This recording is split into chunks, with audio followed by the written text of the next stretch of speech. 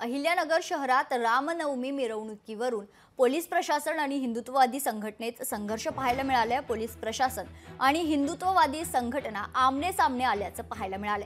या संघर्षात आमदार संग्राम जगताप यांनी देखील उडी घेतली आहे।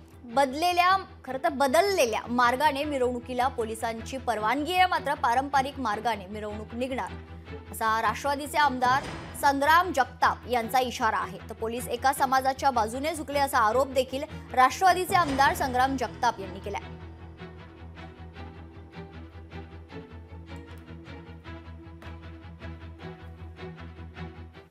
पोलीस स्टेशनच्या समोरून दारातून गेली, बिघडणार कोणाचं आहे?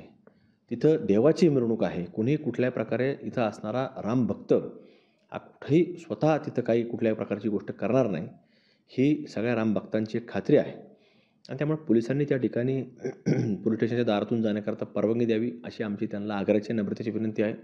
आणि ती परवानगी देत असताना रात्री 12 पर्यंत परवानगी द्यावी असं सर्वांचं एक राम भक्तांचं मत अहिल्यानगर जिल्ह्यामध्ये झालेलं आहे। आपल्याकडे जो पारंपरिक मार्ग आहे रामनवमीसाठीचा, त्याच मार्गावरून मिरवणुकीसाठी प्लॅनिंग केलेलं आहे प्रशासनाने। आमचं सायबर सेल तर्फे सोशल मीडिया सुद्धा मॉनिटरिंग होत आहे। त्यामुळं आम्ही नागरिकांना आवाहन करतो की कोणत्याही अफवांना आपण बळी पडू नये। आपल्याला काही खात्री करायची असेल तर पोलीस प्रशासनाशी संपर्क करावा।